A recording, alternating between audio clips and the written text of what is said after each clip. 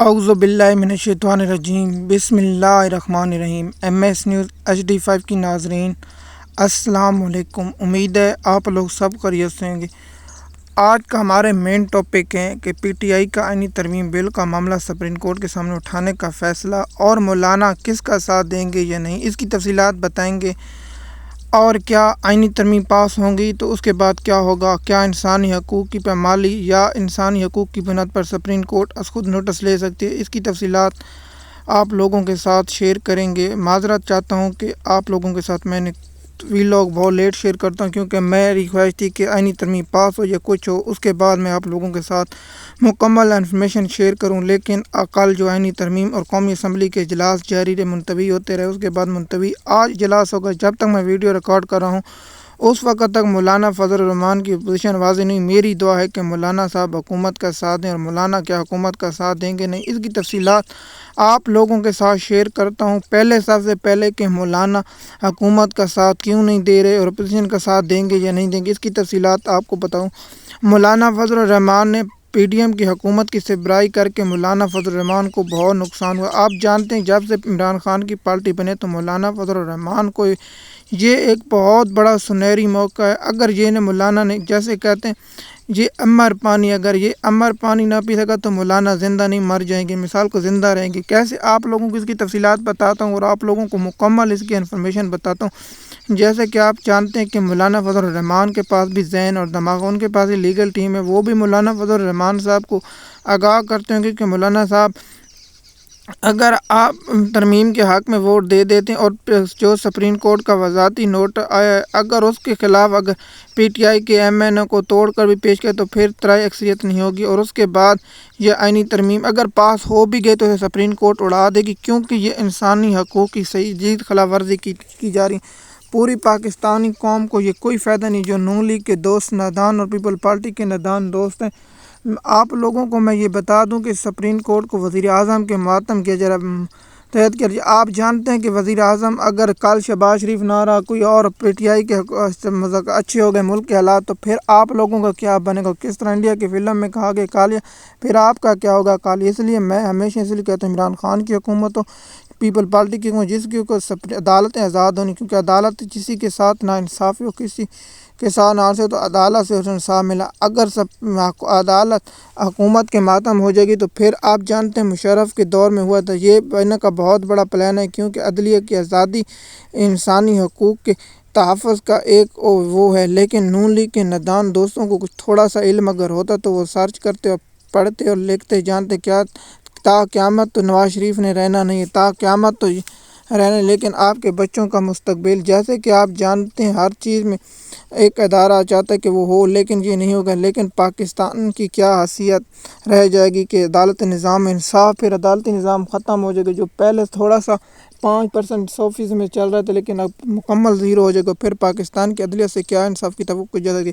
آپ کو بتائے کہ مولانا فضل الرحمان کے پاس یہ بہت بڑی چوز ہے۔ اگر وہ عمران خان کے ساتھ رل جاتے ہیں یا عمران خان کے ساتھ بیٹھ جاتے ہیں تو مولانا فضل الرحمان کو بہت پرفیکٹ مثال کے طور پر عمران خان اس وقت کا فیوچر، عمران خان پنجاب میں بھی ہے، عمران خان KPK میں، عمران خان بلوچستان میں بھی ہے، عمران خان سندھ میں بھی ہے، عمران خان گلگت بلوچستان میں، عمران خان اس کے بعد آزاد کشمیر میں، عمران خان ایک انٹرنیشنل لیڈر ہے، عمران خان امت مسلمہ میں بہت سا مرتبہ ہے، اور عمران خان کو مسلم امت میں بہت ہی قدر کی نگاہ سے دیکھا جاتا ہے اور بہادر لیڈر ہے۔ لیکن اگر مولانا صاحب جاتے ہیں حکومت کے ساتھ تو مولانا صاحب کے اپنے ووٹ بینک بھی کام ہو رہے ہیں۔ کیا مولانا کو گورنر اور صدر، وزیر اعظم یا وزیر کوئی وزارت نہیں، 5-6 وزارتوں کی خاطر مولانا فضل الرحمان اگر وہ ترمیم قلم کل ہو جائے گی اور اس کے بعد انسانی حقوق کی خلاف ورزیوں کی بنیاد پر سپریم کورٹ حکومت کو گھر بھی بھیج سکتی ہے۔ آپ جانتے ہیں جس وقت انسانی حقوق کی تنظیم کی خلاف ورزیوں، جیسے کہ آپ جانتے ہیں کہ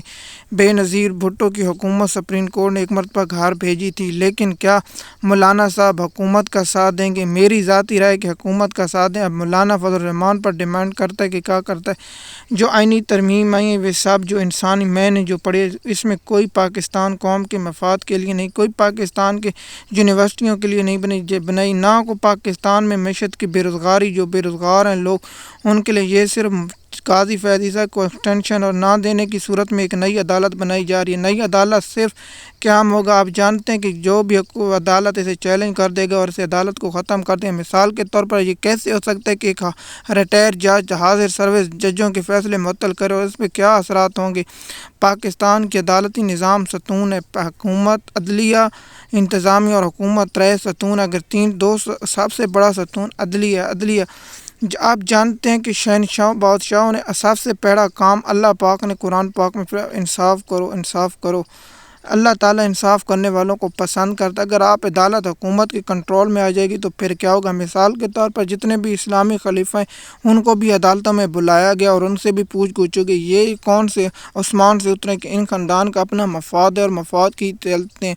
آپ جانتے ہیں رات کے 12 بجے تک ٹی وی پر تماشا لگا، چاہے ذرائع سے وہ خبر آ رہی ہے، ذرائع سے وہ خبر آ رہی ہے۔ میں حیران ہوں، مولانا صاحب کہہ دیں کہ میں حکومت کے ساتھ ہوں یا میں اپوزیشن کے ساتھ ہوں، یہ جامع چھٹے اور اس کا معاملات کھل اور پاکستان کی زبانوں سے ٹینشن نکلے۔ پاکستانی قوم آگے سے بے روزگاری اور دیگر معاملات سے بہت پریشان ہے، لیکن مولانا صاحب بھی اپنی طرف ہے۔ مولانا صاحب کے پاس بھی بڑا کارڈ ہے۔ مولانا صاحب کو چاہیے کہ مولانا اگلے الیکشن تک رہے، کیونکہ مولانا صاحب کی آج 2 دنوں سے بہت میڈیا پر پریزار ہوئی۔ مثال طور پر مولانا فضل الرحمان کا سوشل میڈیا پر ٹرینڈ اور پرنٹ میڈیا پر بھی ٹرینڈ کر رہے ہیں، اور مولانا صاحب پاس اپوزیشن جاتی ہے، کبھی حکومت جاتی ہے۔ مولانا صاحب کو میں تو چاہتا ہوں مولانا صاحب ہفتہ کم از کم 20 دن تو لیں ان کو اور ان کے ساتھ چلتے رہیں۔ مولانا صاحب اگر ویسے کرے تو مولانا کی سیاسی مہم ہو رہی ہے، اور مولانا صاحب اگر حکومت کا ساتھ نہ دیں تو مولانا صاحب کی بہت اچھی طرح مہم ہوگی۔ مولانا گھر بیٹھ کر اپنی سوشل میڈیا اور دوسرا میڈیا پر اتنی مہم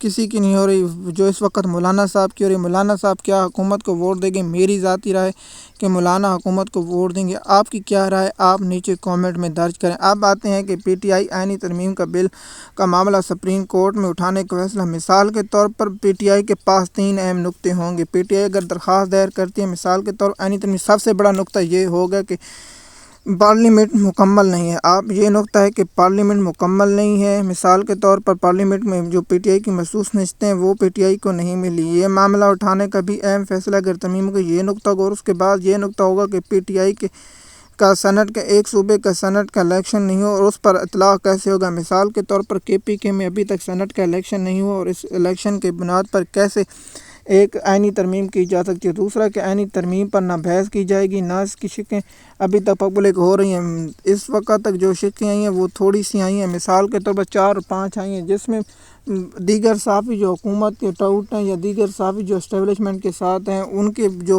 آ رہے ہیں وہ اللہ ہی معاف کرے، اس پر بھی بیان آ رہے ہیں کہ ایک ادارے کی اہم شخصیت کی ایکسٹینشن کی بات ہو رہی ہے۔ تمام اداروں کی اہم شخصیت کی ایکسٹینشن 3 سال یا 5 سال کرنے کی تجویز ہے۔ اب دیکھتے ہیں کہ آج کیا ہوتا ہے۔ کیا آج پی ٹی آئی سپریم یا ہائی کورٹوں سے رجوع کرے گی؟ میں حیران ہوں۔ پی ٹی آئی کا جب مخصوص نشستوں کا فیصلہ آیا تھا اس وقت پی ٹی آئی کے 2 سینیٹر پنجاب سے بننے تھے، لیکن پی ٹی آئی نے وہاں چیلنج کرنا چاہیے کہ ہمارے 2 سینیٹر بننے ہیں اور اس کو لاہور ہائی کورٹ میں چیلنج کریں۔ مثال کے طور 2 خواتین کی جو ہوتی ہیں ٹیکنوکریٹ وہاں سیٹ بنتی تھی، لیکن پی ٹی آئی کی وہ مخصوص نشستوں کے وجود نہ ملنے پر سگی۔ اب آتے ہیں کہ سب سے پہلے تو آپ لوگوں کو یہ بتا دوں کہ پی ٹی آئی اس نقطے پر سپریم کورٹ اس آئینی ترمیم کو فارغ کر دے گی۔ یہ بہت بڑا اہم نقطہ ہے اور ان نقطے پر بھی انسان مثال کے طور پر ایک صوبے کے سینیٹر نہ ہو تو پھر کیا وہ صوبے پر لاگو ہوگا یا نہیں لاگو ہوگا، اس پر بھی میں آپ کو بتاؤں گا اور میں سرچ کروں کیا ہوگا۔ سپریم کورٹ کے پاس یہ نقطے بہت انتہائی اہم ہیں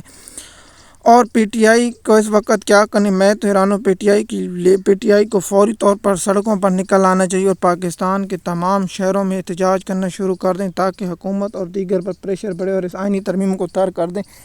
یہ آئینی ترمیم پاکستان کی عدالتی نظام پر حملہ ہے اور یہ بہت بڑا حملہ ہے۔ اس کے عدالتی نظام اور انسانی حقوق کی صحیح پامالیاں ہوں گی۔ اگر مثال کے طور پر حکومت جسے چاہے مار دے اسے کوئی نہیں پوچھے گا، کیونکہ یہ حکومتی عدالتی ماتم کرنے کی ہے۔ اور آپ کو بہت حیران کن جب یہ قانون اسمبلی میں لایا جائے گا تو آپ کو حیران ہوں گے اتنے مزے کی خیز ہوں گے. آپ لوگ بھی سوچتے ہوں گے کہ حکومت نے آپ جانتے ہیں کہ حکومت کا مفاد اور نون لیگ کا مفاد اپنے بچانے کے لیے یہ کر رہے ہیں کہ آپ کو دیکھیں کہ پاکستان میں اگر عدلیہ نظام ڈیفالٹ کر گیا تو پھر پاکستان میں نظام درہم برہم ہو جائے گا، کیونکہ سب سے بڑا عدلیہ نظام کو کنٹرول کرتی ہے، کیونکہ ان کا سب سے بڑا خوف جیسے منصور علی شاہ ہیں اور جیسے منیب اختر اور جیسے یحییٰ آفریدی ہیں، کیونکہ یہ تین فیوچر کے چیف جسٹس ہیں اور حکومت چاہتی ہے کہ ہم ایسا جج بلائیں جو ہمارا کام کرے. یہ کام نہیں ہوگا کیونکہ سپریم کورٹ کا سب سے بڑا فیصلہ ہے کہ